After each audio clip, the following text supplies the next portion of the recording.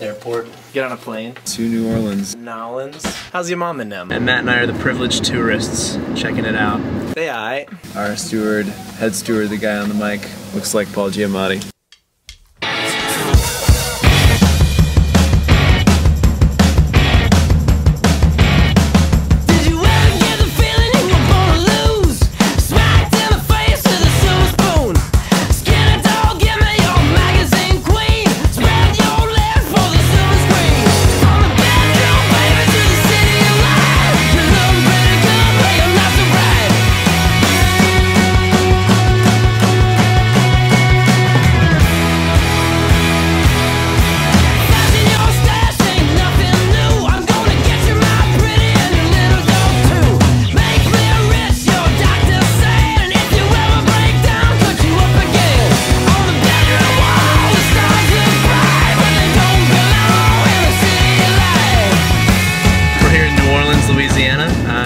Mike Brantley is our tour guide. Over here on both sides you'll start seeing cities of the dead. So we're on our way to a cemetery right now. We're gonna go check out the City of the Dead.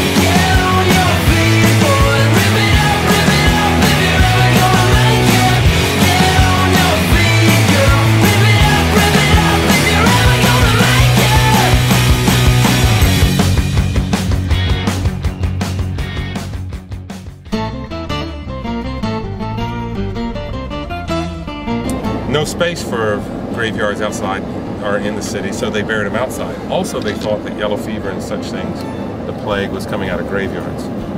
So these graveyards were these walled little blocks where they, about the size of a urban small city block, they were about a block from the city. The further from the quarter these type of walled cemeteries, the later they are. So like in the original one, all the names are in French. You get to the next one, there's French and some Spanish.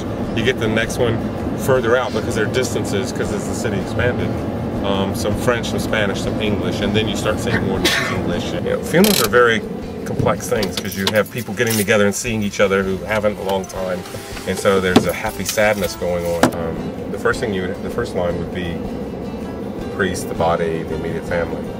Then you'd have the jazz band and all the other friends and relatives. That's the second line. So they would do this very sad dirge all the way to the graveyards, and they would intern the person, and then after they were interned, they would come till they hit the gates. And when the band hit the gate, it would go from this dirge to a trumpet riff. All the people would, yay, and all that handkerchiefs would fly up. And he'd do it again. Yay! And everybody would do it again. And then the whole jazz band would break into a more celebratory. And they would, all of the second line would dance and celebrate all the way back into the city, going back to the person's home, the family home, where they would have a celebration and meal, and people would stay around and talk. But, and it sounds kind of morbid that they would sit there and celebrate during a funeral like that, but if you stop and think of the theology of it, they've mourned the person all the way to the graveyard. They've buried them, and on the way back they're celebrating that they're now going to heaven. It's actually pretty cool.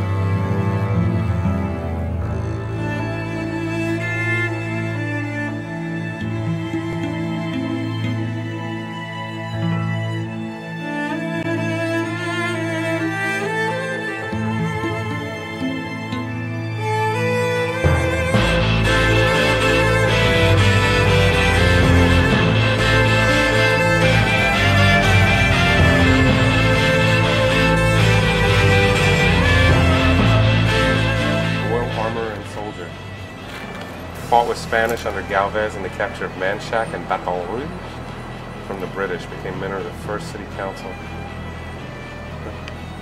Wow.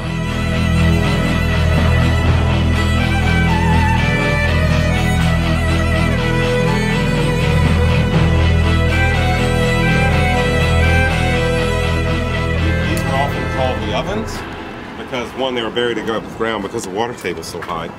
So they were buried in these, and what would happen, they're called the ovens because with the heat and humidity, this would decompose the body in like that. Yeah. So after about 6 months, they'd open it up, take the bones, put them into a bone box, and drop it down, and then there's spots for the next person in the family. Okay.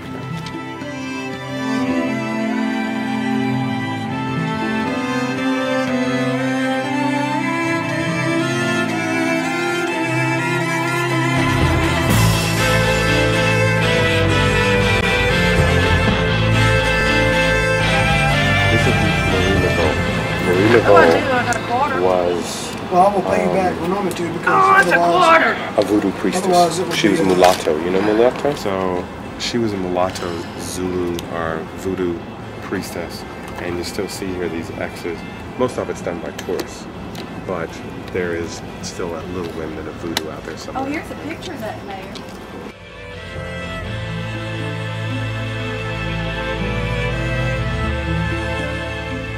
They had several, like 7 yellow fever plagues in the city that killed lots and lots of people. So we saw the tomb of a baby who was born in March and died in May the following year, and that was really sobering.